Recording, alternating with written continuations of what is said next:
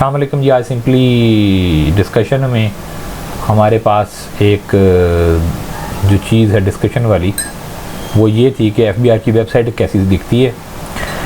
इसके ऊपर detail discussion है। एफबीआर की वेबसाइट वैसे ये जी सिंपल है। एफबीआर की बेसिकली दो वेबसाइट्स हैं, एक fbr.gov.pk, ये इसकी ऑपरेशनल वेबसाइट है। इसी से लिंक भी डिफरेंट निकल रहे हैं, ये ई पेमेंट वाला या ऑनलाइन वेरिफिकेशन पोर्टल वाला। इसको जब आप क्लिक करते हैं तो वो दूसरी वेबसाइट पे आपको ले जाता है, वो है e.fbr.gov.pk। अच्छा जी, आज से कुछ साल पहले ना सिर्फ होती ही e.fbr.gov.pk थी। अच्छा, उससे कुछ साल पहले सिर्फ एफबीआर ही होती थी, fbr.gov.pk 2001 में। तो ये इंटरशिफ्ट होती रही है। तो ये e.fbr ज़रा पुरानी है। अगर आपने कभी चालान वगैरह बनाना हो ना तो आप e.fbr पे जाते हैं। जो पेमेंट का चालान हम बना रहे होते हैं, PSID बना रहे होते हैं, तो वो हम e.fbr से बनाते हैं। अच्छा, दोनों पर ही लॉगिन पेज है। ये देखें, ये लॉगिन है। ये लॉगिन करते तो लॉगिन हो जाता है।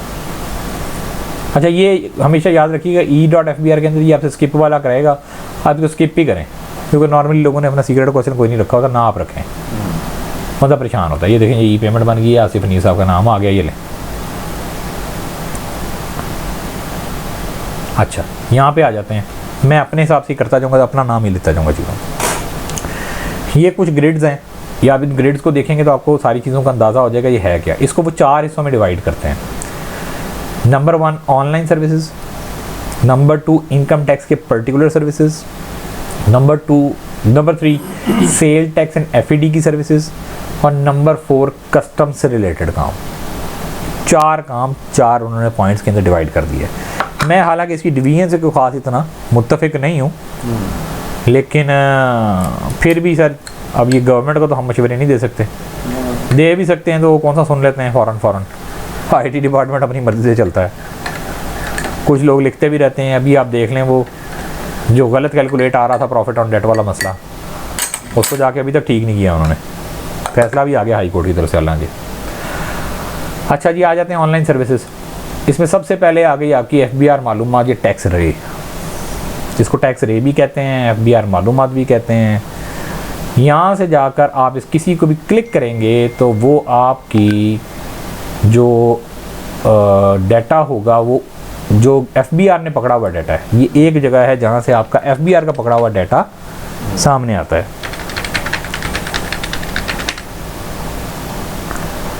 ये लें जी, ये FBR का पकड़ा हुआ डाटा आ गया। आप यहाँ से जाकर देखें, ये विद होल्डिंग टैक्सेस सारे के सारे, या रिटर्नें जितनी भरी हुई हैं उसका रिकॉर्ड यहाँ से आ जाएगा।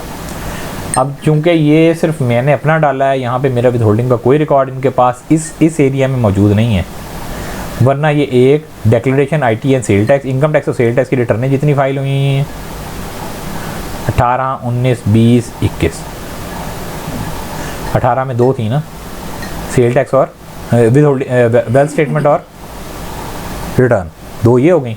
बाकी 19, 20, 21 ये 4 सालों की रिटर्नें मेरी फाइल हुई हुई। ये बता रहा है कि किस किस डेट को फाइल हुई हुई है। अच्छा, प्रॉपर्टीज़ की डिटेल भी आ रही होती है इसके अंदर, व्हीकल की डिटेल भी आ रही होती है, इंपोर्ट डेक्लेरेशंस भी आ रही होती हैं अगर आपने कोई इंपोर्ट की हुई हो। अच्छा जी, विद होल्डिंग टैक्स जितने भी आज तक आपके टैक्सेस कटे हुए उनका रिकॉर्ड यहाँ आ रहा होता है। अच्छा जी, रिफंड या रिबेट वगैरह अगर आपके हों तो वो भी आ रहे होते हैं। आपने अगर फ्रीक्वेंट ट्रैवल किया हो बाय एयर, उसका रिकॉर्ड भी आ रहा होता है इसके अंदर। और आखिरी चीज़ है जी, एक्सपोर्ट डेक्लेरेशन, अगर आपने कोई एक्सपोर्ट्स की हुई हो तो क्योंकि ये GD बनती है, ये भी आपकी आ रही होती है, गुड्स डेक्लेरेशन आ रही होती है। खैर, आजकल मैंने पिछले दिनों में एक बड़ी मज़ेदार चीज़ इसमें देखी है कि ये खातून हैं जिनका मैंने नाम नहीं कोट करूँगा, उनकी मैंने रिटर्न फाइल करनी थी। उनका मैंने जाके FBR मालूमात में देखा, और वहाँ पे सर एक बड़ी मज़ेदार बात ये थी कि उन्होंने 1994 में उन्होंने मोटरसाइकिल के स्पेयर पार्ट्स जो है ना, वो अपनी गुड्स डिक्लेरेशन के ज़रिए इंपोर्ट किए हुए थे। खातून हाउसवाइफ हैं और 1994 में वो 7 साल की थी। मज़ेदार वाली बात है, 7 साल की उम्र में वो गुड्स इंपोर्ट कर रही थी। तो ऐसे काबिल और हुनरमंद लोग अगर हमारे पास मौजूद हैं पाकिस्तान में, तो पाकिस्तान तो भरपूर तरक्की कर रहा होगा। 7 साल की उम्र में उन्होंने एक्सपोर्ट और इंपोर्ट का बिज़नेस शुरू कर दिया था हाउसवाइफ ने। तो ये इस तरह के ब्लंडर्स भी यहाँ नज़र आ जाते हैं। तो जिसने पोस्टिंग की, पंचिंग की, उसने देखा ही नहीं कि 1994 के अंदर ये गुड्स डिक्लेरेशन आई कैसे। शनाख्ती कार्ड उस बंदे का बना नहीं था। 7 साल के बच्चे, 7 नहीं 14 साल, 14 साल की, 14 साल के बच्चे, शनाख्ती कार्ड उसका बना नहीं था। तो 14 साल की उम्र के अंदर उन्होंने गाड़ी के मोटरसाइकिलों के पार्ट्स इंपोर्ट करना शुरू कर दिए थे। जीनियस लेडी थी, जीनियस लेडी। खैर, ये अगर आप इस पर पहले क्लिक करें ना, तो ये भी मैं एक आपको आसान और जुगाड़ तरीका बता रहा हूँ। आप किसी को रजिस्टर करना चाहते हैं तो यहाँ आप ये देखें, इसको यहाँ से रजिस्टर कर लें, ये बड़ा जल्दी हो जाता है रजिस्टर। किसी का एनटीएन बनाना चाहते हैं ना आप, रजिस्टर का मतलब एनटीएन बनाना ही होता है। यहाँ उसका CNIC लिखें, यहाँ सेलेक्ट करें वो मर्द औरत है क्या है, उसके बाद पहला नाम का नाम, दूसरा नाम, तीसरा नाम, उसके बाद उसके मोबाइल की सर्विस प्रोवाइडर का अता पता, और फिर 0092 के साथ FBR के अंदर जब भी आप फ़ोन नंबर लिखेंगे ना, आपने हमेशा फ़ोन नंबर, मोबाइल नंबर से पहले वाला जो 0 होता है, यानी कि 0300 वाला जो 0 होता है वो हटा के उससे पहले 0092 लगाना है। ये सुन्नत तरीका है, FBR का सुन्नत तरीका है। ये यहाँ पे आप उसका फ़ोन नंबर 2 दफ़े लिखें, यहाँ देखें वो आपसे ईमेल मांग ही नहीं रहा, और साथ ही उसने कहा ये कैप्चा लिखा हुआ है, ये कैप्चा डालें। कैप्चा जो होता है ना, वेरिफिकेशन होता है कि आप मशीन नहीं है। कैप्चा डालें और सबमिट दबा दें, सबमिट दबाएं, कोड जाएगा आपके फ़ोन के ऊपर, और साथ ही आपका एनटीएन तैयार हो गया, गर्मा गर्म एनटीएन आपके हाथ में। अगर कोई भूल गया अपना एनटीएन और उसको सिर्फ मोबाइल नंबर याद है अपना कि उसने FBR में मोबाइल नंबर दिया कौन सा था, तो ये गया फॉर गेट पासवर्ड पे, यहाँ जाके आपने उसका शनाख्ती कार्ड डाला, यहाँ पे जाके जिस मोबाइल की कंपनी का नाम है वो सिलेक्ट किया, सर्विस प्रोवाइडर, और उसके बाद अच्छा कोशिश करें कि ना नंबर कन्वर्टेड ना हो। अगर कन्वर्टेड हो ना फिर मैसेज जानने में मसला होता है, क्योंकि ये वेरिफिकेशन मैसेज तो जाना है ना। यहाँ पे जाके आप उसका फ़ोन नंबर लिखें, वही सुन्नत तरीके के साथ, FBR का सुन्नत तरीका, ठीक है, उसके तरीके से लिखें आप।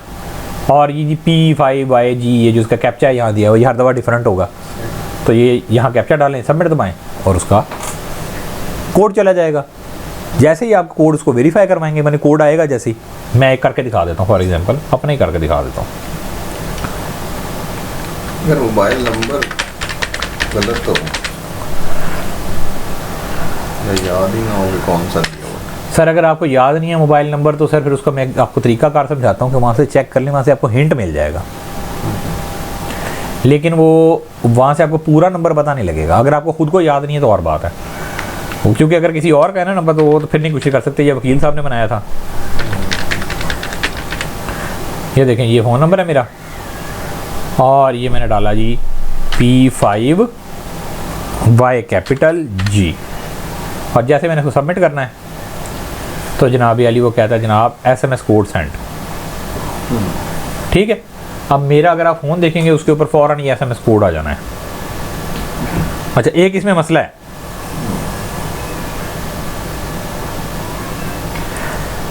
अगर कोड नहीं आ रहा तो परेशान होने की ज़रूरत नहीं है। आपने क्या करना है, if message not received with in 1 minute, आपने जाके ये डबल कॉमा के बगैर लिखना है MSG अपने मैसेज में, और आपने किधर सेंड कर देना है, मैसेज किधर सेंड कर देना है, 9966। मैं वड्डा वड्डा करके आपको दिखा देता हूँ।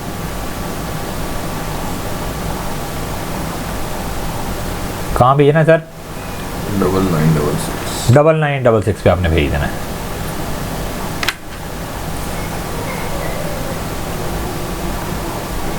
जैसे ही आप भेजेंगे वो मैसेज वहाँ,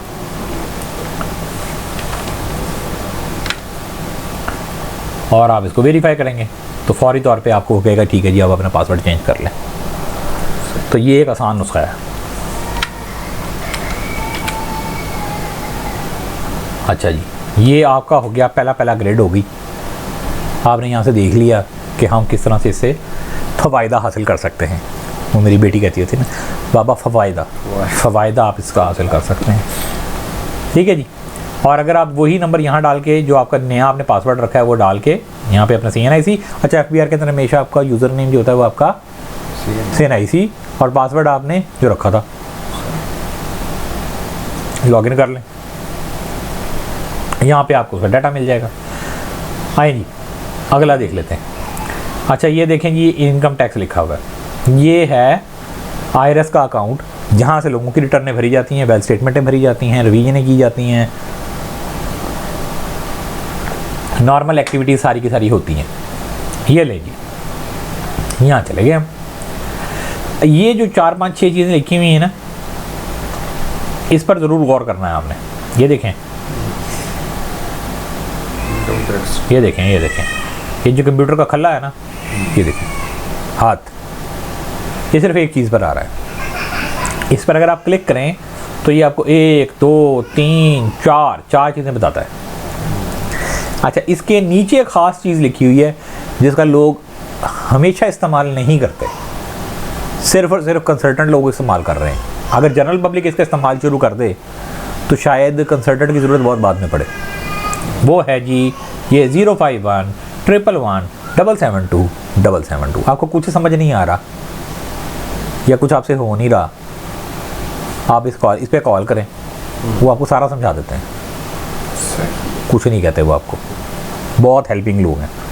और अगर आपको कोई टेक्निकल इशू है तो आप helpline@fbr.gov.pk पे कॉल करते हैं, चल पड़ेगा काम आपका। अच्छा ये ई-एनरोलमेंट को पहले समझें, ये एक इम्पॉर्टेंट बात है। इम्पॉर्टेंट बात कैसे है कि कुछ लोग ऐसे हैं जिन्होंने, जब ये ऑनलाइन कंप्यूटराइज सिस्टम नहीं आया था ना, या आया भी था तो उसके बाद उन्होंने लॉक कर लिया, चेंज हुआ जब सिस्टम, तो पुराना उन्होंने कभी NTN बनवाया था लेकिन उसके बाद कभी उसको खोल के नहीं देखा, वो अपडेट हो गया सिस्टम, उनका यूज़र नेम पासवर्ड नहीं बना, तो वो इलेक्ट्रॉनिकली एनरोल नहीं हुए नए सिस्टम में। NTN तो बन गया तो वो लीगली बाउंड तो थे रिटर्न जमा करवाने के, क्योंकि आपको पता है ना सेक्शन 114 में लिखा हुआ है अगर किसी ने NTN बनवाने की गलती कर ली है, अब उसने बताना ज़रूर है साल के बाद उसने कमाया या नहीं कमाया, रिटर्न भरनी ही भरनी है अपने। ये ई-एनरोलमेंट जो है ना, ये उसके काम आती है कि मैंने कि किसी का पहले NTN बना था, अब उसका यूज़र नेम पासवर्ड कोई नहीं है, तो FBR के पास भी उसका फ़ोन नंबर ईमेल एड्रेस कोई नहीं है, तो उसने अब अपना कुछ ना कुछ डाटा एंटर करना है, तो वो यहाँ से जाएगा, क्लिक करेगा, वो कहते हैं ठीक है जी अपना CNIC दे दें, मोबाइल का सर्विस प्रोवाइडर चूज़ कर लें, मोबाइल नंबर लिखें उसी तरीके से जिस तरीके से मैंने पहले बताया था, उसको कंफर्म करें ताकि आप जो नंबर रख रहे हैं वही हो, आपसे मिस्टेक ना हो जाए। ईमेल एड्रेस दें, ईमेल एड्रेस कंफर्म लिखें, कैप्चा डालें और सबमिट कर दें। आपके ईमेल एड्रेस के ऊपर भी और आपके फ़ोन के ऊपर भी, दोनों के ऊपर एक अदद कोड आ जाएगा। आप अपने कोड के ऊपर जाकर कोड लाके ईमेल के खाने में ईमेल का कोड और SMS के खाने में SMS का कोड डाल के आप इसको दबाएंगे सबमिट, तो साथ ही वो आपको लाकर इसका सारा रिकॉर्ड दे देगा। कहाँ देगा? एक मैसेज भेज देगा आपके फ़ोन पे भी, एक मैसेज भेज देगा वो आपकी ईमेल में भी, जिसमें वो आपका यूज़र नेम भी लिख देगा जो कि आपका CNIC होगा, पासवर्ड भी लिख देगा जो कि उसने वहाँ उस वक्त ऑटोमेटिकली सिस्टम के ज़रिए बनाया होगा, और वो आपको एक पिन भी जनरेट कर देगा जो आपकी साइनिंग पिन है, वो आपके साइन की जगह इस्तेमाल होती है। इस तरह से आपका पहले से NTN बना हुआ था, वो अब NTN नए सिस्टम में एनरोल हो गया, इलेक्ट्रॉनिकली एनरोल हो गया। दो बातें हो गई, हमने पहले सीख लिया कि अगर आप अपना पासवर्ड घुमा बैठे हुए हैं लेकिन आपको अपना फ़ोन नंबर याद है, तो आप जाएं FBR मालूमात से और वहाँ से जाके ले लें। अच्छा इसका तीसरा नाम भी है एक एसेट इंक्वायरी, ये भी आपको वहीं लेके जाएगा, कोई नया काम नहीं करना इसमें। ये लें। तो चौथी चीज़ आ गई, what's new in this release, ये भी देख सकते हैं आप, ये भी अच्छी चीज़ है। ये सारा नॉलेज बैंक इसके अंदर आ रहा होता है, इनकम टैक्स का भी, सेल टैक्स का भी, फेडरल एक्साइज ड्यूटी का भी, कस्टम का भी, डाउनलोड्स भी इसमें आ रहे होते हैं, हाउ टू का भी इसमें आ रहे होते हैं, वीडियोस भी आ रही होती हैं। ये काम करने सारे यहाँ पे भी इन्होंने भी सिखा रखे हैं, इसमें कोई हम आलामा नहीं है, बहुत सारे काम FBR भी आपको हेल्प ऑलरेडी कर रहा है। ये देखें वीडियोस दे रखी हैं। Guideline for filing of the tax return using tax आसान, टैक्स आसान आपकी मोबाइल ऐप है, ठीक है जी। ये टैक्स आसान ऐप का पूरा मेथड मौजूद है यहाँ पे। Video guideline for filing with holding tax statement कैसे फाइल करनी है, इनकम टैक्स रिटर्न कैसे फाइल करनी है, प्रोसीजरल मेथड यहाँ समझाया हुआ उन्होंने, शॉर्ट मेथड, लेकिन ऑब्वियसली वो कॉम्प्लिकेटेड केसेस के लिए नहीं है। ना वो कैलकुलेशन है उसमें। आखिरी चीज़ है जी SOPs। ये उनके बिल्ट इन SOPs हैं, स्टैंडर्ड ऑपरेटिंग प्रोसीजर्स हैं, जिन पर आपको काम करना है, जो कि यही हैं जो हम पहले देख चुके हैं। ये प्रोसीजर्स ही तो हैं सारे जिनको उन्होंने कंप्यूटराइज कर दिया।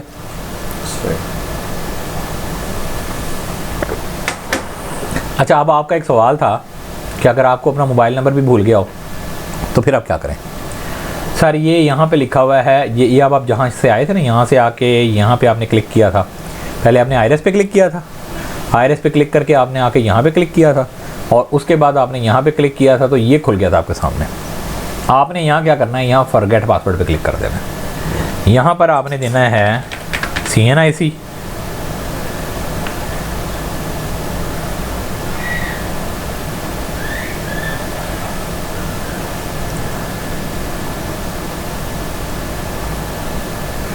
यहाँ पर आपने देना है ईमेल, यहाँ पर आपने सर्विस प्रोवाइडर का इंतखाब करना है, और यहाँ पर आपने फ़ोन नंबर देना है। अब आप कहेंगे मेरे पास तो ना ही ईमेल है ना फ़ोन नंबर, कितों दूँगा? कोई भी दे दें, सही, कोई भी गलत दे दें। यहाँ पर आप डालें 6MGR, मतलब ये आपने कैप्चा डाला। जैसे ही आप सबमिट करेंगे वो आपको कहेगा हेलो पाया ना, आपका ईमेल ADV से स्टार्ट होता है और यहाँ ख़त्म होता है, और आपका फ़ोन नंबर यहाँ से स्टार्ट होता है और यहाँ से ख़त्म होता है। हिंट मिल गया? अब याद कर लेंगे यार इसमें से कौन सा था। अब अगर मैं जाकर ये करूँ कि यहाँ पर मैं जाकर अपना करेक्ट ईमेल डाल दूँ, अगर मैं डाल दूँ और यहाँ पे जाके दोबारा कैप्चा डाल लूँ,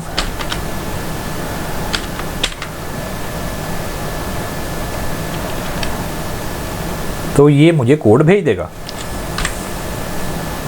ये देखिए, कहते हैं कैप्चा ठीक नहीं है। ठीक है जी, कैप्चा दोबारा डाल देते हैं, N7VB। लें जी, ये देखें जी उसने मुझे कोड भेज दिया। वो कहते हैं SMS वाला कोड SMS वाले खाने में लिख दें। ये मुझे कहाँ से मिलेगा? मेरे फ़ोन के SMS में मिलेगा। किस नंबर पे मिलेगा? ये जो मैंने फ़ोन नंबर यहाँ डाला है इस पे मिलेगा। ये वाला कहाँ मिलेगा मुझे कोड? ये मेरे ईमेल में मिलेगा। ईमेल में मुझे ईमेल आई होगी, कौन सी ईमेल पे आई होगी? इस पे आई होगी। तो जो हिंट आपको आया था वहाँ से उसको आप याद करें, याद करके वो करेक्ट करके यहाँ डालें, यहाँ से निकल आएगा। थर्ड तरीका कार फिर बड़ा आसान है सर, आप उठें और FBI के दफ्तर चले जाएँ अपना शनाख्ती कार्ड लेके। अगर आपका क्लाइंट है तो क्लाइंट को साथ ले जाएँ, और अगर आपका क्लाइंट चलने के काबिल नहीं है, माजूर है या कोई प्रॉब्लम में है, तो एक एफिडेविट साथ ले जाएँ कि जिसके अंदर वो आपको इजाज़त दे दे। वहाँ जाकर आप वो एक शनाख्ती कार्ड अपनी कॉपी लेके जाएंगे।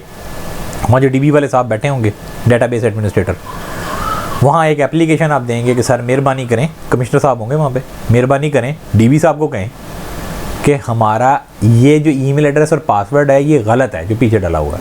वो बाई मिस्टेक भी गलत हो सकता है, वो पिछले कंसल्टेंट ने भी गलत डाला हो सकता है, अपना डाला हो सकता है। ये भी पॉसिबल है कि किसी वकील को आपने अपना काम करने के लिए दिया हो और वो फिर अब काबू करके बैठा हुआ हो,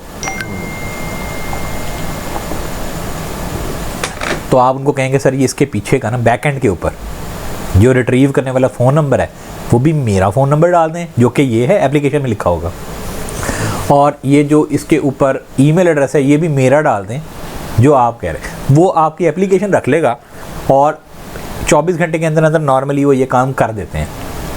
फिर आपने सिर्फ और सिर्फ फॉरगेट पासवर्ड पे जाना है, जो आपने नया ईमेल दिया है वो देना है, जो नया वो दिया वो देना है, वो पासवर्ड आपने अपनी मर्ज़ी का रख लेना है।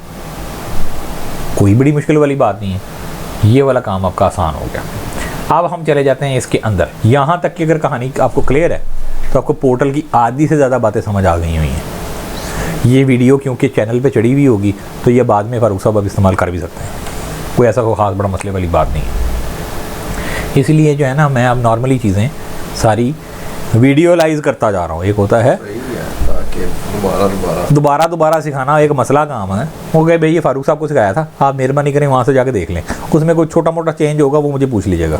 सही, नहीं आने वाले को यहाँ देख लें जी। मोइज़ हसन साहब के हैं, आप पोर्टल में दाखिल हो चुके हैं, वेलकम टू, आप आ गए हैं आईरिस इन मोइज़ हसन, आगे ठीक है।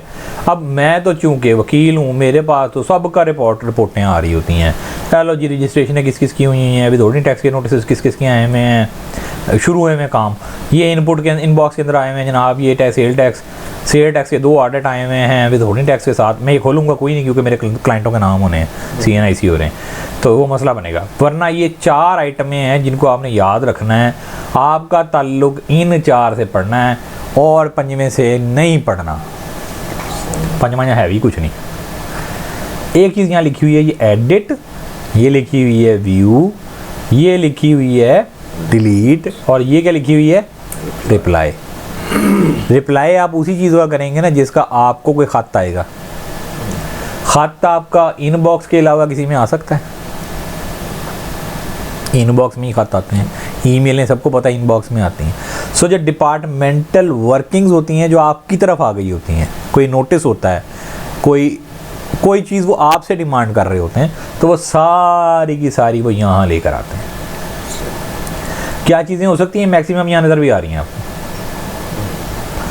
ये देखें जी, inbox sale tax audit withholding tax, ये एडवांस टैक्स की 147 के अंदर उसने कहा नोटिस डेक्लेरेशन 194 डेक्लेरेशन की एप्लीकेशन आपको आई हुई है। ठीक है, मेरे क्लाइंटों ने कहा ही नहीं, मुझे इजाज़त नहीं दी होगी, मैंने नहीं फाइल की, या कुछ चल भी रही होंगी। ऑडिट असेसमेंट, कुछ बाद में भी क्लाइंट ऐड होते रहते हैं तो उनकी भी इनबॉक्स में आ रही होती हैं ऑडिट या असेसमेंट्स। तो जो कई दफ़ा आपको वकील साहब कह रहे होते हैं ना कि सर जी मैंने तो एक दफ़ा अपने पास ऐड कर लिया था, फिर मैंने तो मेरे पास तो कोई नहीं है, तो वो कुछ वकील साहब सही भी कह रहे होते हैं। मेरे पोर्टल से, मेरे यूज़र नेम और पासवर्ड से सारा कुछ मेरे पास हर क्लाइंट का अवेलेबल है, मुझे क्या ज़रूरत पड़ी है मैं हर एक का लॉगिन कर करके जाऊँ। लेकिन मेरे पास रिकॉर्ड, मैं अपने दफ्तर में ये रिकॉर्ड हर क्लाइंट को उनका वापस करता हूँ।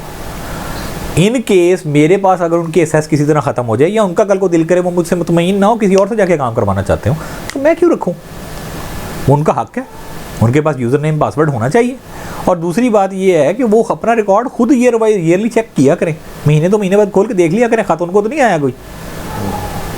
मेरे से अगर कोई मिसप्लेस हो गया है, कोई बात मेरी नज़र से गुजर गई है, ये मेरा स्टाफ उसको सही तरीके से हैंडल नहीं कर पा रहा, तो उनको हक है या तो मुझसे डिस्कस करें या वो किसी और से करवा लें। तो उनके पास यूज़र नेम पासवर्ड अपना होना चाहिए ताकि वो किसी और को किसी भी वक्त जाके अपना वकील अपॉइंट कर सकें। ये वाला फड्डा ना हो कि जनाब वो तो फ़ोन नंबर नहीं याद, मैंने तो ये याद नहीं है, तो वो याद नहीं है। ये DNFBP जो है ये सिर्फ और सिर्फ वकला से, आपके मेरे जैसे लोगों से या उन लोगों से ताल्लुक़ है। ये वो है कि वो ये हमसे पूछते हैं। अब मैं DNFBP खोल भी लेता हूँ। Notice to impose sanctions for non compliance of the AML-AF obligations under AML-AF 2010, ये मुझे आया हुआ एक नोटिस, व्यू कर लेते हैं। अब आपको इसका इस्तेमाल भी समझ आ गया होगा।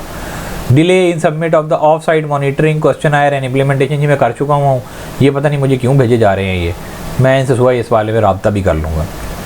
ये मैं क्वेश्चनायर इनको ऑलरेडी भेज चुका हूँ हल करके, सुबह इनसे मैं फ़ोन पे बात भी कर लेता हूँ। अच्छा, कोई पेनल्टी आई होगी, किसी को डिफ़ॉल्ट सर चार्ज आ गया होगा, नोटिस आया होगा कोई, या रिफ़ंड की कोई एप्लीकेशन हुई हुई है उसके बारे में कुछ चल रहा है तो यहाँ आ रहा होगा। ये था इनबॉक्स। इनबॉक्स का मतलब है उनकी तरफ से जो मुझे आया हुआ था या आपको आया हुआ था या क्लाइंट को आया हुआ था। आउटबॉक्स वो है जो काम मैंने किए डिपार्टमेंट के इनबॉक्स में पड़े हुए हैं, लेकिन उन्होंने उसको अभी एक्सेप्ट या प्रोसेस नहीं किया, जिसके अंदर ये DNFBP भी है। मैंने करके रखा हुआ भाई, वो एक्सेप्ट ही नहीं कर रहे। ये बकाया वाले भी मैंने काम सारे करके रखे हुए हैं, काफ़ी सारे एक्सेप्ट हो जाते हैं, थोड़े रह जाते हैं। देख लें आप, उसके मुकाबले इनबॉक्स के मुकाबले में इनकी तादाद ज़रा कम होगी। ड्राफ्ट वो चीज़ें हैं जो मैंने काम शुरू किए या मेरे स्टाफ ने काम शुरू किए, लेकिन अभी आध में कहीं खड़े हैं, सबमिट नहीं हुए। वो भी यही हो सकते हैं, इनसे रिलेटेड ही हो सकते हैं। ये एक अपीलें हैं 5, ये ऑडिट असेसमेंट है, डेक्लेरेशन है, रजिस्ट्रेशन है, विद होल्डिंग टैक्स की स्टेटमेंटें हैं, ये रिफंड का केस है। और जो काम मुकम्मल हो जाते हैं, चाहे इदारे की तरफ से मुकम्मल हो जाए, चाहे हमारी तरफ से मुकम्मल हो जाए, मतलब चाहे FBR की तरफ से मुकम्मल हो जाए, RTO कोई मुकम्मल कर दे काम, या हम कोई मुकम्मल कर दें, वो कम्प्लीटली टास्क में चला जाता है। उसके अंदर आपको ऑर्डर्स ही ऑर्डर्स नज़र आ रहे होंगे। मैं किसी का भी काम इसलिए नहीं खोल रहा ताकि आपको CNIC ज़रा सीक्रेसी किसी की भी हो तो वो उनकी इजाज़त के बगैर मैं वायलेट नहीं करना चाहता। ये ग्रिड अगर आपको समझ आ गई है तो आधा काम यहाँ और आसान हो गया। नॉर्मली लोगों को यहाँ से नोटिस को खोलने में ही बड़ी दिक्कत होती है। क्लिक किया, हूँ बैठे ने करना की है, ये तो येलो हो गया, खुल रहा नहीं है, फिर क्लिक मारते रहेंगे इसको। इतनी समझ नहीं आती कि ये देखें ये व्यू, ये देखें ये रिप्लाई। ठीक है, रिप्लाई में इन्होंने कोई एक्शन ही नहीं दे रखा, व्यू पढ़ने के लिए। अच्छा जी, इसका प्रिंट लेंगे तो इसका प्रिंट का मतलब ये नहीं है पेपर पे प्रिंट चला जाएगा, इसका मतलब ये आपके पास डाउनलोड हो जाएगा। ये देखें, ये डाउनलोड हो गया, मैं इसको डेस्कटॉप पे डाउनलोड कर लेता हूँ। ये लें, ये डाउनलोड हो गया। पोर्टल में प्रिंट का मतलब प्रिंट ऑन द पेपर नहीं है, सो डोंट कंफ्यूज इट। यहाँ पर या तो एडिट करने की ऑप्शन होगी, या सेव करने की ऑप्शन होगी, या सबमिट करने की ऑप्शन होगी, या कैंसिल करने की ऑप्शन होगी, या फिर डाउनलोड करने की ऑप्शन होगी। प्रिंट का मतलब डाउनलोड।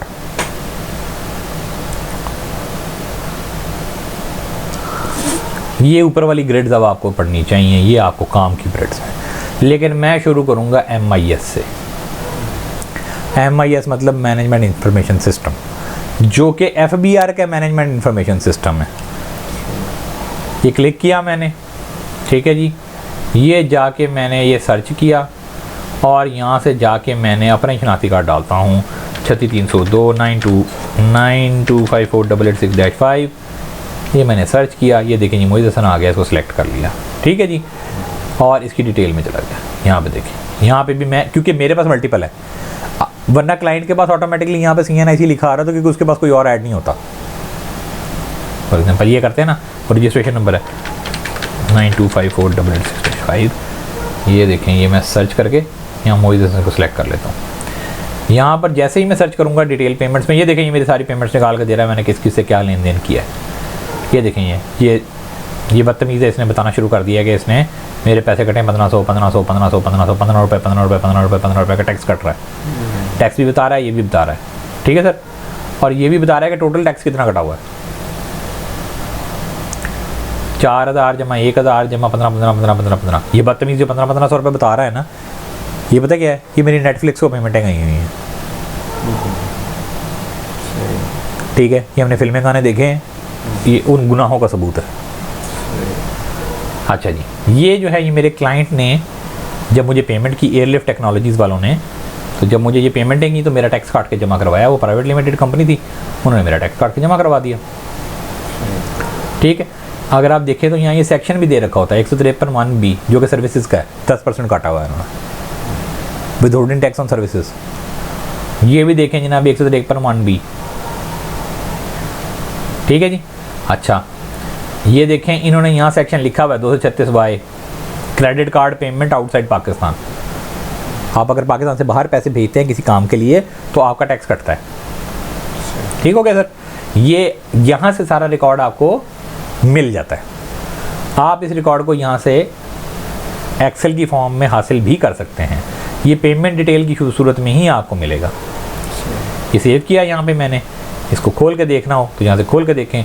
कैलकुलेशन करने के लिए यहाँ से एक रॉ डाटा मिल जाता है एक्सेल में, ये देखें। ये इसमें टैक्स ईयर भी बता रहा है वो, और डेट भी बताता है किस डेट को ये हरकत हुई है, ठीक है सर। तो अमाउंट आप वहाँ से कैलकुलेशन कर लें। मैं जब भी रिटर्न भरनी होती है अपने हर स्टूडेंट को एक बात समझाता हूँ कि जब भी काम आप करने लगें सबसे पहले आप MIS और FBR मालूमात खोल लें। क्लाइंट कुछ बातें आपको बताता है, बहुत सी बातें दौरान साल की उसको याद नहीं रहती। नतीजा क्या होता है कि जब आप रिटर्न करना शुरू करते हैं फ़ाइल, तो तब आपको जब कंप्यूटेशन बनानी होती है आपको बहुत सारी इन्फॉर्मेशन यहाँ से मिल जाती है। ये वो इन्फॉर्मेशन है जिसको आप इनकार नहीं कर सकते कि ये क्या हुआ है, निगेट नहीं हो सकती है। ये एक्चुअल वर्किंग है, डाटा है जो कि FBR के अंदर रिपोर्ट हुआ है। तो मिनिमम भी आपने क्लाइंट से इस बारे में क्वेश्चन लाजमी करना है। अच्छा, उसके बाद हम आ जाते हैं ये रजिस्ट्रेशन के ऊपर। ये रहा फॉर्म 181 जो आज मैंने एक वीडियो बनाकर अपलोड की है मेरे दूसरे चैनल पे, वो फॉर्म 181 से रिलेटेड है।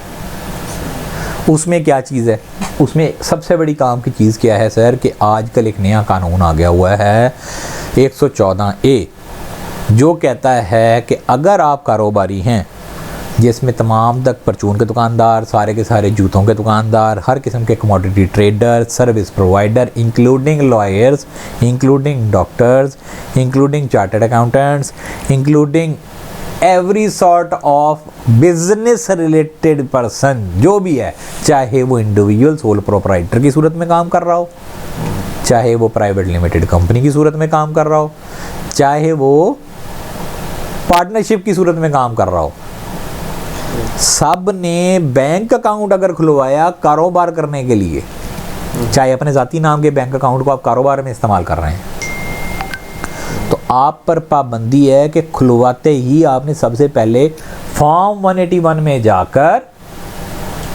आपने वहाँ पर सबसे पहले इन्फॉर्म कर देना है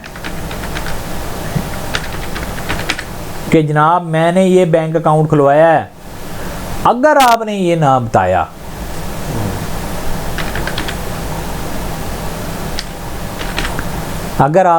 बताया तो आपको 10,000 रुपये पर डे के हिसाब से जुर्माना लगाएंगे। बिजनेस बैंक अकाउंट को फिर सेक्शन 2 सब सेक्शन 10 ए में जाके वो डिफाइन करता है, जो कि आप अपनी बिजनेस की ट्रांजैक्शन करने के लिए इस्तेमाल करें और उसको डिक्लेयर भी करें। कैसे? फॉर्म 181 के ज़रिए। सेक्शन 181 का जो फॉर्म है, परफॉर्मा है, जिसके अंदर लिखा हुआ है, इस परफॉर्मे का नाम क्या है? फॉर्म फॉर, क्या लिखा हुआ है? For modification. इनकम टैक्स में जो रजिस्ट्रेशन हुई है उसकी हम मॉडिफिकेशन कर रहे हैं, उसमें कोई डाटा इम्प्रूव कर रहे हैं। ये लें जी, 2021, हमेशा हम 2021 के नाम में 2022 चल पड़ा है।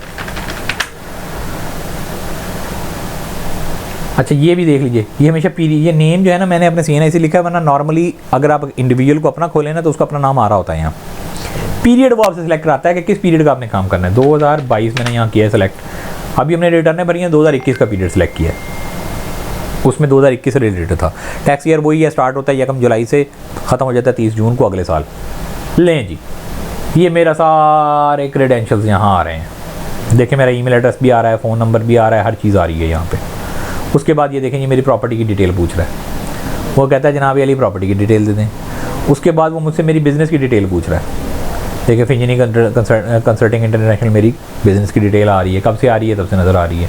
अगर आप इसकी फर्दर डिटेल देखना चाहें तो वो आपको बता देगा, professional scientific technical activities, accounting, book keeping, auditing, tax consultancy, office भी बताएगा मेरा किधर है। लिंक मैं किससे हुआ हूँ? अटॉर्नी के तौर पे मैंने अपनी बेगम को अपना अटॉर्नी रखा हुआ है। अच्छा जी, उसके बाद अटैचमेंट में मैं चला जाता हूँ। अटैचमेंट में वो जाके आपसे 3 चीज़ें मांगता है। Evidence of 181 form for registration modification income tax है क्या जी? अच्छा जी, एविडेंस ऑफ टेनेंसी, जहाँ आप रह रहे हैं, ओनरशिप वगैरह, वो आपने साथ अटैच करनी है। और ये पे paid utility bill of business premises not older than 3 month, कोई एक पुराना पिछले 3 महीने में जो पे हुआ बिल है ना, उसकी कॉपी आपने साथ अटैच कर देनी है। लेकिन आपको आपस की बात बताऊँ, अगर आपके पास कुछ भी ना हो, कानूनन नहीं है, ये बेईमानी है, लेकिन अगर आपके पास कुछ ना हो तो आप कुछ ना कुछ अटैच करके फ़िलहाल इसको सबमिट करते हैं, बाद में इसको अल्टर करें। ठीक है जी। उसके बाद ये रहा जी बिज़नेस बैंक अकाउंट। ये देखें जी, मैंने बिज़नेस बैंक अकाउंट अपना पूरा डिक्लेयर किया हुआ है, IBAN नंबर से लेके, IBFT नंबर से लेके, अकाउंट की फॉर्म से लेके, कब से खुला हुआ है, यही मेरा प्राइमरी अकाउंट है। ठीक है जी, ये मैं डिक्लेयर करके इसको हमने क्या करना होता है, हमने इसको सबमिट करना होता है। जैसे ही आप इसको सबमिट कर देंगे, आपका अकाउंट डिक्लेयर हो गया। ये काम करना हर बंदे पर जो बिजनेसमैन है, हर अकाउंट के लिए ये ज़रूरी है। अगर आपने ये ना किया, 10,000 रुपया पर अकाउंट के हिसाब से आपको पर डे पड़ेगा, और 1 लाख मिनिमम होगा। अगर वो 10, अगर आपके 9 दिन के अंदर अंदर 90,000 नहीं होना, पहले दिन के डिफॉल्ट के साथ ही लाख रुपया पड़ गया आपको। लेकिन अगर आपका हो गया 20वां दिन, तो फिर आपका 1 लाख नहीं, अब आपका 2 लाख है, और ये बढ़ता जाएगा। तो ये हैवी पेनल्टी है, ताकि आप अपना बिजनेस बैंक अकाउंट फ़ौरन डिक्लेयर करें। बाकी इस वीडियो के लिए आप मेरे दूसरे चैनल की वीडियो देख लें, फिंजनी कंसल्टिंग बाय मोइज़ हसन, वहाँ जाके आप देखेंगे तो आपको वहाँ से भी मिल जाएगा। मैं इसको कैंसिल कर रहा हूँ क्योंकि ऑलरेडी अपडेटेड हूँ मैं, इसकी मुझे ज़रूरत नहीं है। अच्छा जी, ये मेरे अब ड्राफ्ट में पहुंच गया होगा, ये देखें, ये रजिस्ट्रेशन में ये मेरे ड्राफ्ट में पहुंच गया होगा, ये रहा जी। ठीक है, मुझे अब इसकी ज़रूरत नहीं है तो मैं यहाँ से इसको डिलीट कर देता हूँ। ये ले, डिलीट हो गया। अब आपको मैंने दिखा दिया कि डिलीट कैसे करते हैं। अगर मैंने इसमें से किसी को ये मोहम्मद शरीफ साहब हैं, जो भी है, ज़ुहैब मुज़फ़्फ़र है, ये जो भी लड़का है, अगर मैं इसका काम को एडिट करना है, ये लें एडिट कर देता हूँ बस। तो ये चीज़ें एडिट और डिलीट हो जाती हैं, कोई इतना ख़ास बड़ा मसला नहीं है। चारों फंक्शन मैंने आपको दिखा दिए हैं कि व्यू करने का क्या तरीका है, रिप्लाई करने का क्या तरीका है, डिलीट करने का क्या तरीका और एडिट करने का क्या तरीका है। इसके बाद हम यहाँ 81 में पहुँचे थे। पहले हमने फॉर्म 181 देख लिया। सेल टैक्स की रजिस्ट्रेशन के लिए ये इस्तेमाल होता है। अब यहाँ से आप अपना ऑनलाइन सारा डाटा जमा करा देते हैं और उसके बाद उसको कहते हैं भाई जाएं और किसी भी नाहदरा ई सहूलत सेंटर से जाकर आप अपनी वेरिफिकेशन ऑफ थंब इम्प्रेशन करवा दें, तो आपकी सेल टैक्स में रजिस्ट्रेशन हो जाती है। Form for registration filed for the modification to become manufacturer sale tax. आप ये वाले पहले रजिस्टर्ड थे, अब आप मैन्युफैक्चरर बनना चाह रहे हैं। मैन्युफैक्चरर की सेल टैक्स रजिस्ट्रेशन ऑनलाइन यहाँ से हो रही है। बिल्डर या डेवलपर अपने आप को यहाँ से रजिस्टर करवाएंगे। गारंटी स्टेटस आप अपना यहाँ से करवाएंगे। बिल्डर डेवलपर नहीं, बिल्डर डेवलपर मॉडिफिकेशन यहाँ से आ गई। अच्छा जी, ग्रीन फील्ड स्टेटस, अब कुछ प्रोजेक्ट्स हैं जो ग्रीन फील्ड स्टेटस के हैं, सेल टैक्स में रजिस्ट्रेशन वहाँ से हो सकती है। रजिस्ट्रेशन एज परचेज़र, परचेज़र की रजिस्ट्रेशन यहाँ से हो सकती है। उसके बाद सारी की सारी आगे एप्लीकेशंस हैं। ये रजिस्ट्रेशन के फॉर्म्स थे सारे। अच्छा, ये सारों के साथ ना इनके नॉर्मली क्या लिखे होते हैं, ये सेक्शन नंबर लिखे होते हैं। 181 सेक्शन नंबर है, ये 14A1, 14(6). अगर आप सेक्शन खोल के पढ़ेंगे तो वहाँ पे आपको ये मिल जाएगा। अगर आप लॉ साथ साथ पढ़ना चाहें तो आप वहाँ से जाकर पढ़ सकते हैं। एप्लीकेशंस क्या हैं जी, ये है जी 236C, application for approval as non profit organisation. NPO की रजिस्ट्रेशन आप करवा सकते हैं। यहाँ से एप्लीकेशन देंगे जी मैं NPO, पहले ज़ाहिर है आपकी NTN की रजिस्ट्रेशन हो चुकी होगी, अब आप NPO के लिए रिक्वेस्ट कर रहे हैं। Application for revision order for the grant, refuse, maintenance, withdrawal approval of the non profit organisation. Application for the permission to change the accounting method, cash accounting से आप अक्रूवल पे जा रहे हैं या अक्रूवल से कैश पे आ रहे हैं, दो मेथड होते हैं। इस पर हम किसी और दिन डिस्कशन काफ़ी अच्छी कर लेंगे। अक्रूवल से मुराद ये है कि जब ट्रांजैक्शन हो जाए ना तब लिखनी है, उसकी पेमेंट का इंतज़ार नहीं करना। फॉर एग्जांपल मेरे पास 1 लाख रुपया है और मैं 4 दुकानों पे जाता हूँ, सबको जाके 20-20 हज़ार रुपये देता हूँ और सबसे 1-1 लाख रुपये का माल उठाता हूँ। 5 दुकानों पे गया, 20-20 हज़ार रुपये एडवांस दिया और 1-1 लाख का माल उठाया, तो माल मेरे पास कितने का आया है? 5 लाख का ना। तो किताबों में मैं अपने 5 लाख लिखूँगा, मैं 5 लाख का देनदार हो गया हूँ ना, तो मैं अपनी देनदारी भी लिखूँगा और मैं अपनी लेनदारी भी लिखूँगा। मैंने कैश सिर्फ दिया 1 लाख, बकाया का 4 लाख मैंने देना है, ये लिखूँगा। लेकिन कैश के ऊपर ऐसे नहीं होता। 20 हज़ार रुपये दिया है, फी दुकानदार 20 हज़ार का माल लिया है, बस। तो इस मेथड को आप चेंज कर सकते हैं, लेकिन आपको यहाँ पे एप्लीकेशन देनी पड़ती है। वो कैश बेसिस है, वो कैश की बेस पे कर रहे हैं, वरना वो अक्रूवल की बेसिस पे। ये मैंने शॉर्ट चीज़ समझा दी। Application for permission to adopt special normal tax year. Normally तो टैक्स ईयर चलता है 1 जुलाई से 30 जून तक। कुछ इंडस्ट्रीज़ को डिफरेंट टैक्स ईयर्स भी किए हुए इन्होंने, अप्रैल से कुछ और मई से कुछ, शुगर मिलों को। अच्छा, इसी तरह से कंपनीज बैंक्स को 1 जनवरी से 30 दिसंबर तक का टाइम दिया हुआ इन्होंने। लेकिन अगर कोई कहना चाहता है यार नहीं मुझे ये सूट नहीं करता, मेरे बिज़नेस की तो ये रिक्वायरमेंट नहीं है, मेरा सीज़न नहीं होता, मेरा प्रॉफिट सही से कैलकुलेट नहीं हो पाता, तो वो जाके एप्लीकेशन दे सकता है कि जनाब मेरा ऐसा टैक्स ईयर ना आप चेंज कर दें, इस महीने से इस महीने रख दें। तो वो ये एप्लीकेशन यहाँ से जाती है। उसके बाद आ गया आपका application for obtaining certificate of residence under rule 19A। इस पर हम किसी वक्त में डिटेल गपशप कर लेंगे। इसके बाद आ जाता है जनाब application for recognition for the provident fund, application for recognition for the superannuation fund, application for recognition of gratuity fund, application for special contribution to gratuity fund, application for deregistration of the sale tax. आप sale tax से deregister भी हो सकते हैं, लोगों ने बड़ी myth बनाई हुई है। सेल टैक्स में अगर आप रजिस्टर हुए आप अपनी डी रजिस्ट्रेशन करवा सकते हैं, करवा दें। अच्छा जी, ये हो गई इसकी रजिस्ट्रेशन से ताल्लुक़ सारी चीज़ें। ये पहली ग्रेड में रजिस्ट्रेशन में सारा मौजूद है। दूसरा ग्रेड जो है ये आपको बताएगी कि अब आपने रिटर्नें कैसे फाइल करनी है। रिटर्नें फाइल करने वाली जो है वो सारी की सारी यहाँ आ जाएगी। क्या चीज़ है भला? अगर सैलरी की आपने विजिट, अच्छा 2 तरीक़ेकार आ चुके हैं, एक विजिट व्यू है और एक आपका जो है ना, एक आपका विजिट व्यू है और एक आपका ना सिंपल व्यू है। सिंपल व्यू मतलब जिस तरह से हम पुराने अकाउंटेंट लोग या जिस तरह से हम पुराने टैक्स के प्रैक्टिशनर कर रहे हैं, अब इन्होंने ना जनरल पब्लिक के लिए मोर पब्लिक ओरिएंटेड बना दिया ऐसे कि विज़र्ड व्यू कर दिया इसका। आप यहाँ से जाएं, विज़र्ड व्यू पे क्लिक करें, ठीक है जी, विज़र्ड व्यू आपका खुल जाएगा। वो आपसे कहेगा जी सबसे पहले तो आप बंदे का सिलेक्शन कर लेना, मैं अपनी ही कर लेता हूँ।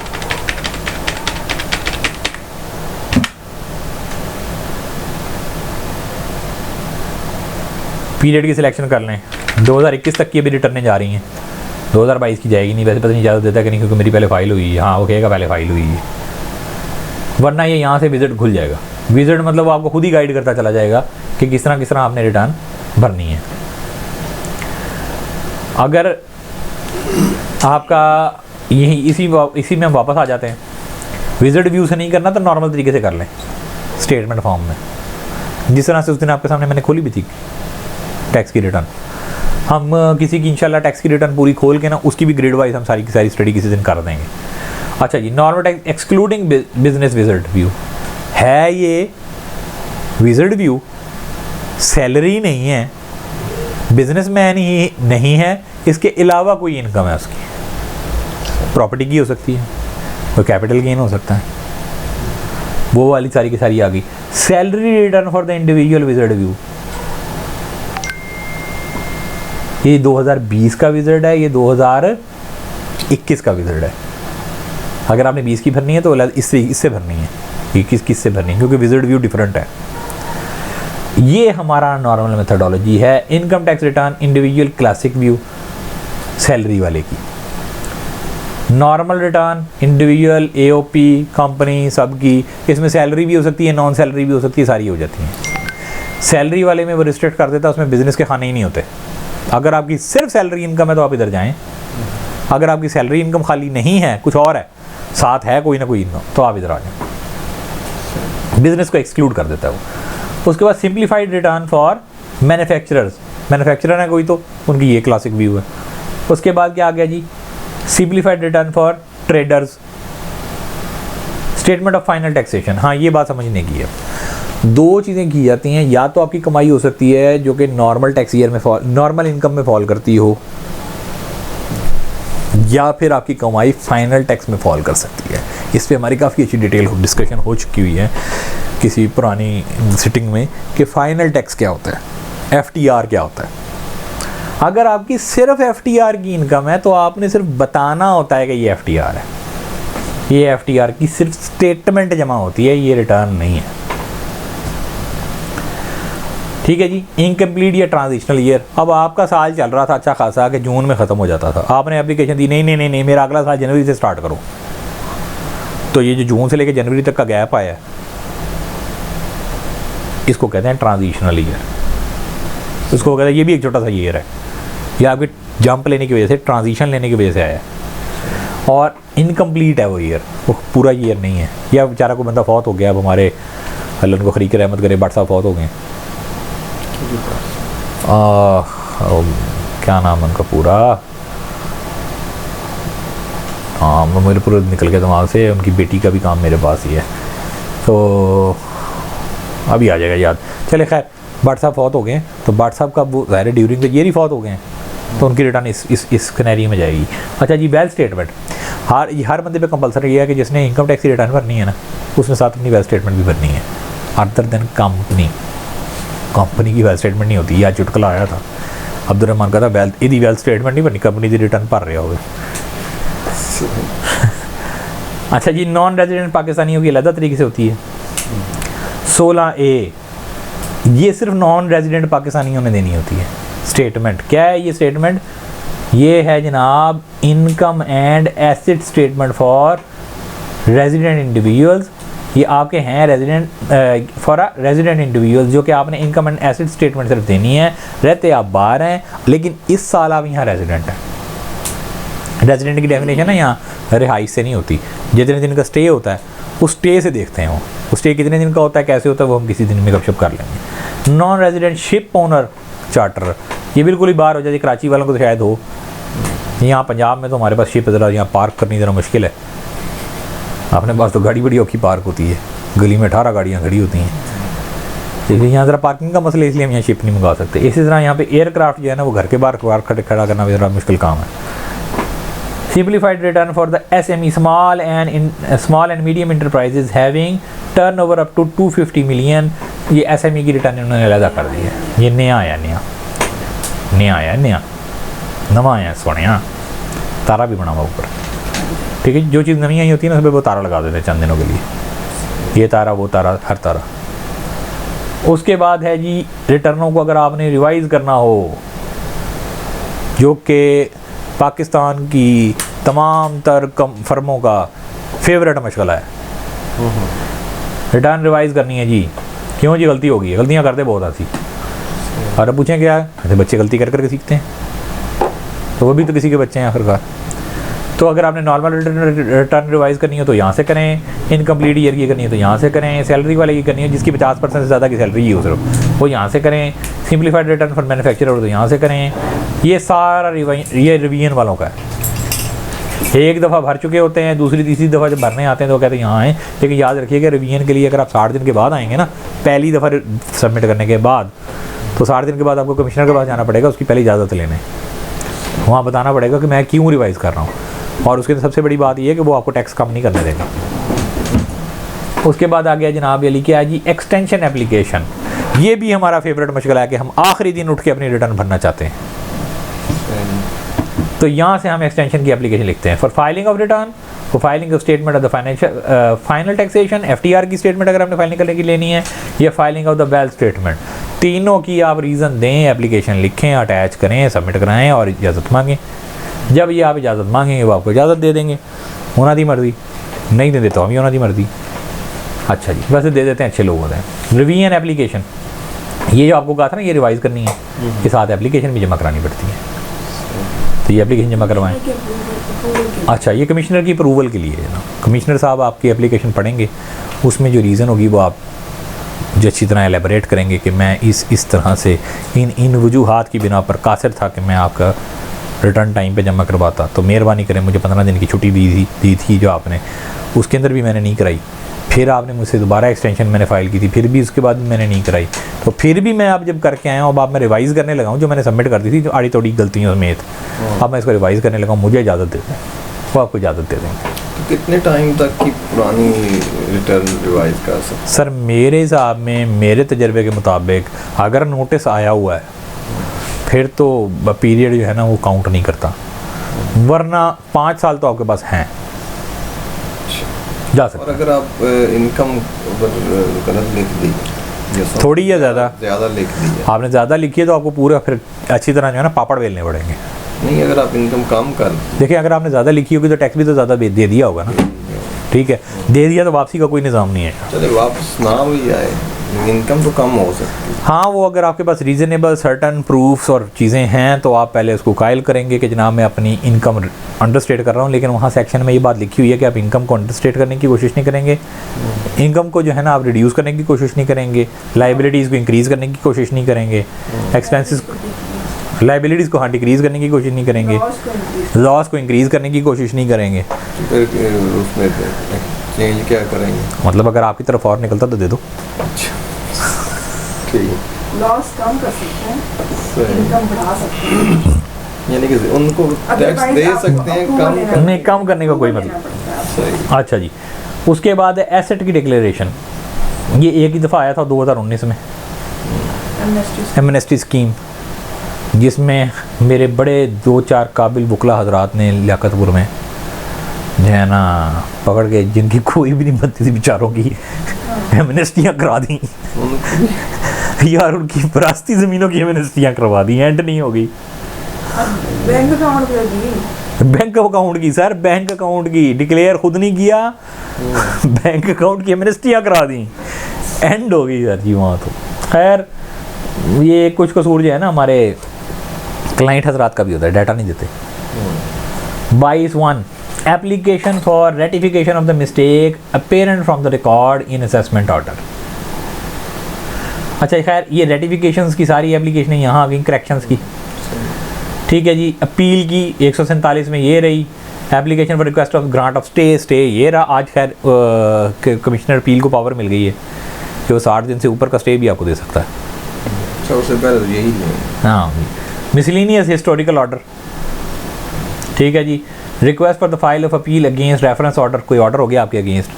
अच्छा जी, कॉन्डोनेशन एप्लीकेशन आप यहाँ पे साथ कर सकते हैं। रिफंड 170 में आप रिफंड की एप्लीकेशन, DNFBP की form for registration as a DNFBP filed voluntarily, form for registration as a DNFBP filed voluntarily, उसके अंदर आपने कोई एडिशन करनी है।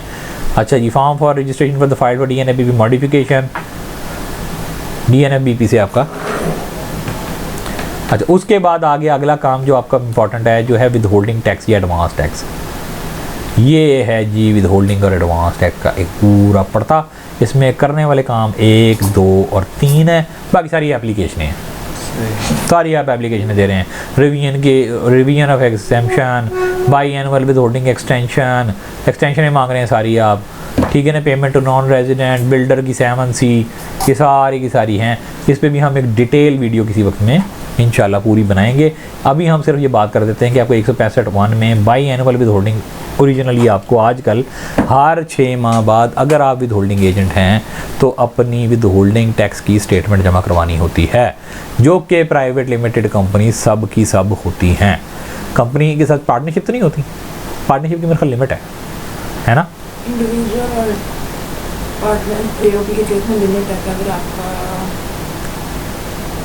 रेवेन्यू की एक सर्टन लिमिट है, मेरे ख्याल में शायद वो 10 मिलियन है, ये मेरा ख्याल 100 मिलियन है, वो जो भी वो है ना, जिस पे आप एजेंट बन जाते हैं, प्रिस्क्राइब्ड एजेंट हो जाते हैं। जब आप एजेंट हो जाते हैं तो फिर आपको अपनी विद होल्डिंग टैक्स की स्टेटमेंट जमा करानी होती है, वरना जिसने आपका टैक्स काटा है उसने तो आपकी स्टेटमेंट जमा, अपनी स्टेटमेंट में आपका तस्करा कर दिया होगा। अच्छा, ये जो मेरा कटा नहीं हुआ टैक्स, जो मैंने अभी आपको दिखाया कि एयरलिफ्ट टेक्नोलॉजीज ने काटा हुआ है मेरा, तो इसी तरह उन्होंने जब जमा करवाई होगी अपनी विद होल्डिंग टैक्स की स्टेटमेंट तो उसमें डिक्लेयर किया होगा, वो प्राइवेट लिमिटेड कंपनी है।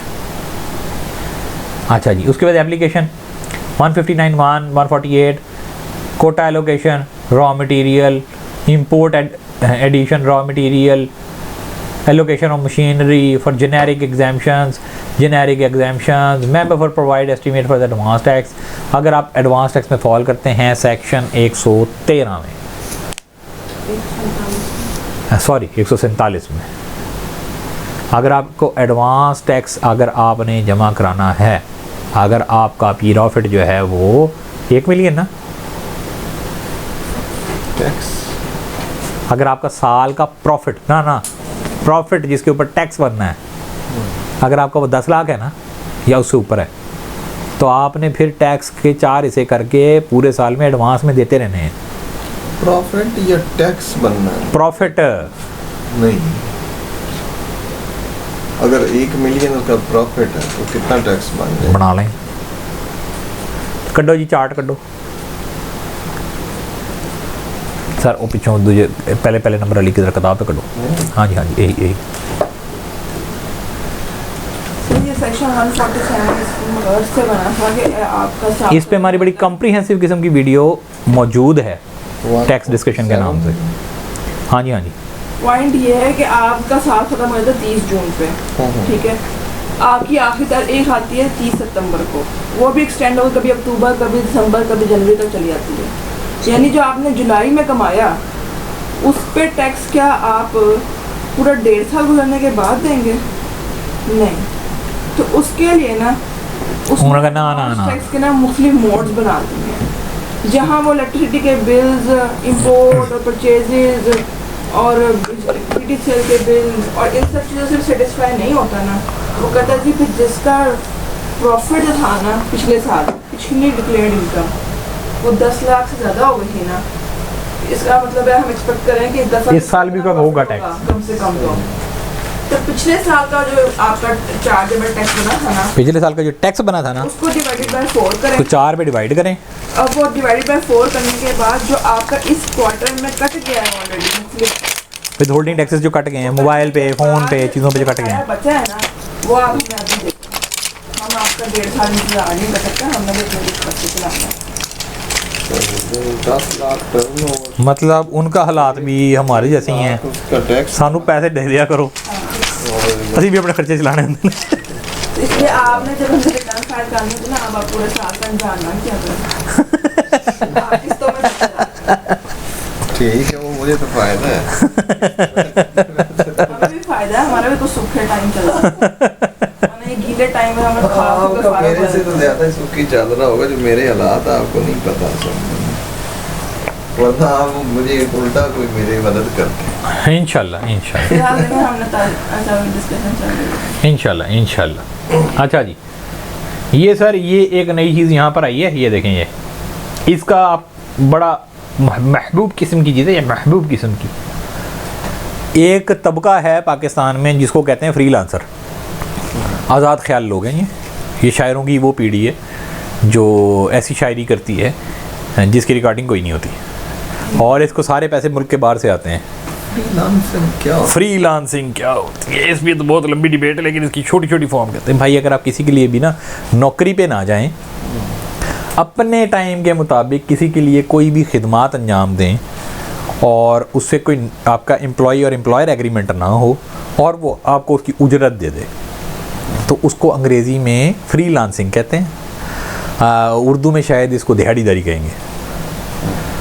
भाई आप टाइम बेस पे या किसी क्या कहते हैं उसके प्रोजेक्ट बेस के ऊपर आपको पेमेंट्स मिलती। भाई ये मेरा चूल्हा मरम्मत कर दे, पैसे इन्हें ला लें, ठीक है जी, कर सकते हैं, आप कर सकते हैं, आप सब कुछ कर सकते हैं सर। मैं भी सब कुछ। लीगल ड्राफ्टिंग बहुत ज़्यादा होती है, agreement making, legal drafting, review करवाने होते हैं लोगों ने, वो करते हैं लोग, करते हैं।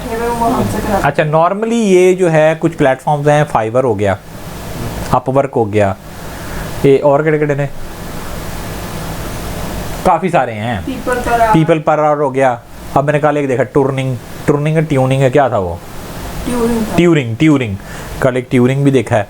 ये मुख्तलिफ प्लेटफॉर्म्स हैं और ये ज़्यादातर जो है ना आईटी या आईटी के से मिलते जुलते, आईटी इनेबल्ड, जो आईटी से ताल्लुक़ रखने वाले कुछ कामों से ये ताल्लुक़ रखती है। आईटी के बगैर तो नहीं होता ना, कंप्यूटर के बगैर आप ये काम नहीं कर सकते। तो आईटी इनेबल्ड लोगों को पहले एग्जेम्पशन हासिल थी, मुल्क के बाहर से पैसा आ रहा था, बस ठीक है।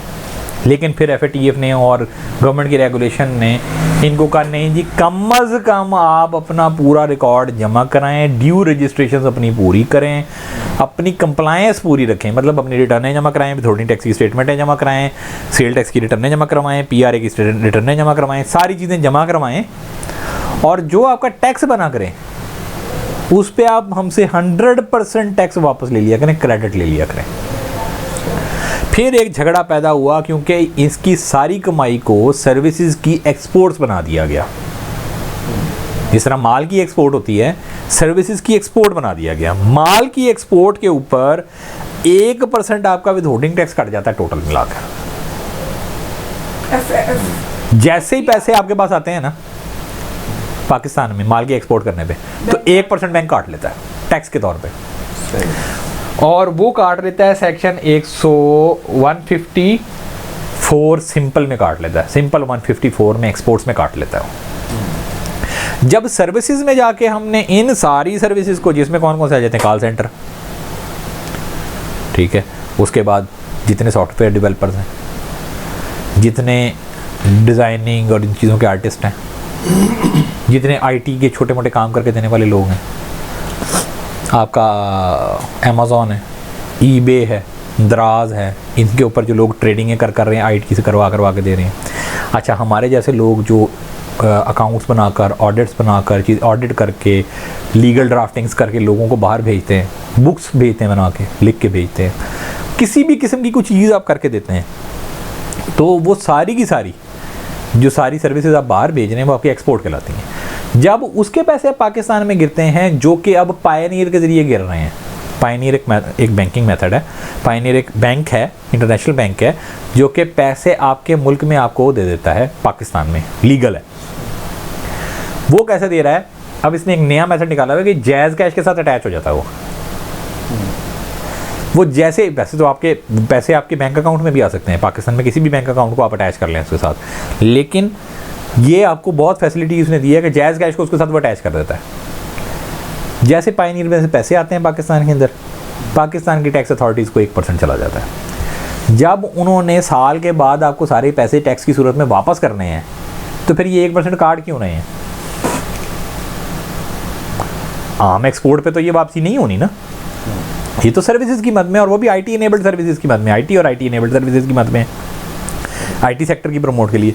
तो फिर एक बड़े झगड़े के बाद जाके ये सेक्शन 154A वाला जो है ना, इन्होंने पॉइंट निकाला, एप्लीकेशन है ये, ठीक है। इसके अंदर उन्होंने कहा जी reduce rate for withholding on export of services, ये इन्होंने पूरा दिया। इन्होंने कहा जनाब अली यहाँ से जाके आप इसका नेम करें जी, वही मैं अपना दोबारा नाम सेलेक्ट कर देता हूँ।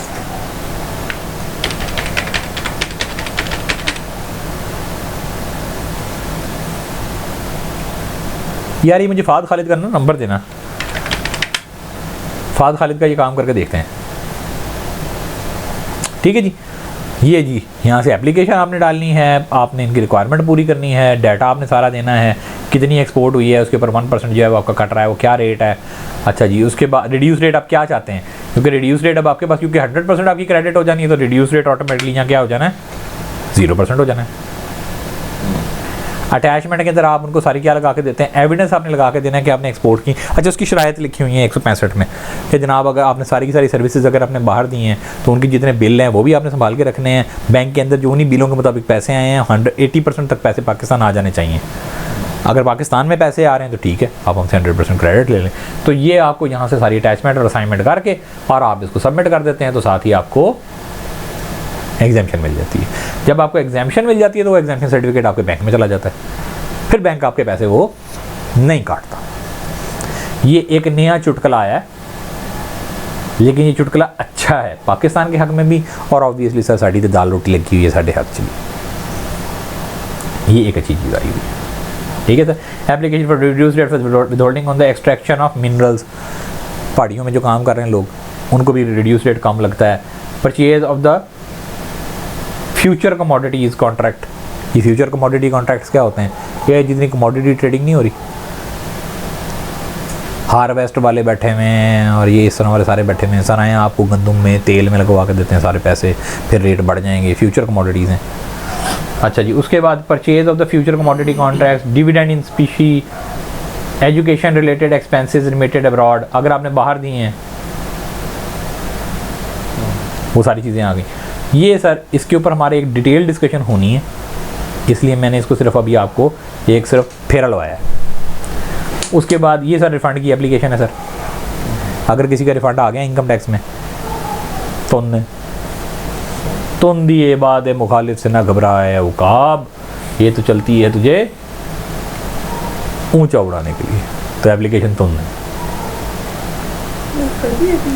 है नहीं अपील भी करनी है, हमारे नसीब में अपील कहाँ से है।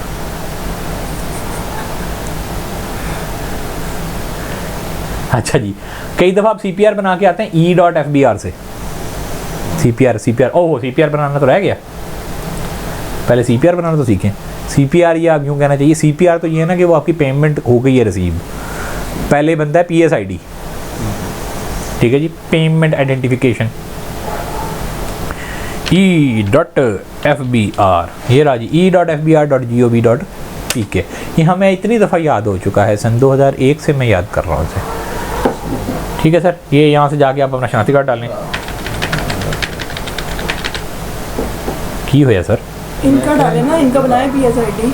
हाँ आपका भैया आपका बना देते हैं सर, इससे अच्छी बात होगी नहीं। दसो ये शनाख्ती कार्ड नंबर 35202 266 266 3503।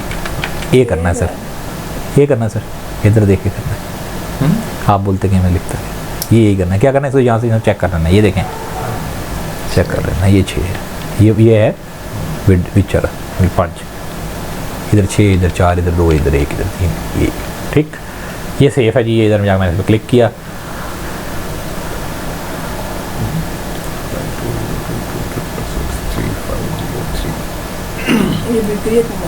बिक गई है हुकूमत। यार ये जुमला तुमने लास्ट टाइम भी बोला था, कोई बात नहीं। पासवर्ड चेंज कर मैंने तो खोल ली 35202 266 3503 है ना, फिर ये किस तरह नहीं हो रहा, ये क्यों नहीं हो रहा? मैं बताती हूँ जी। कर लो CNIC और गेस्ट से चलेगा। क्यों सहमा ऐसे क्यों? इनका 181 दोबारा वो जा रहा होता है। क्यों सहमा क्यों? तो कर लेते हैं वहाँ से, क्या है? लाओ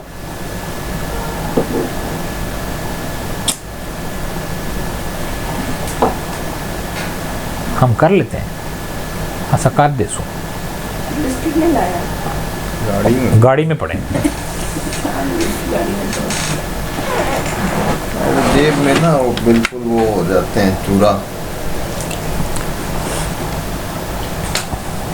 यार यहाँ तो खुल रहा है।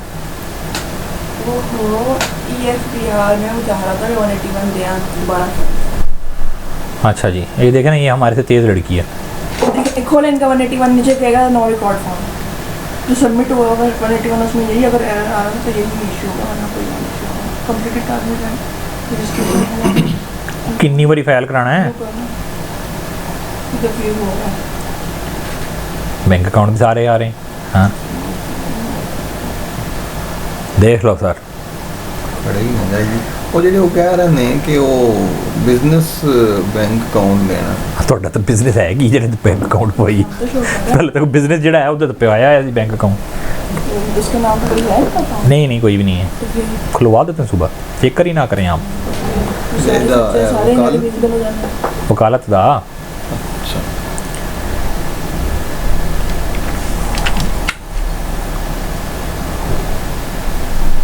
एक ही बदतमीजी दोबारा डाल लो पासवर्ड के लिए क्या तो पासवर्ड के लिए पेन हुआ है।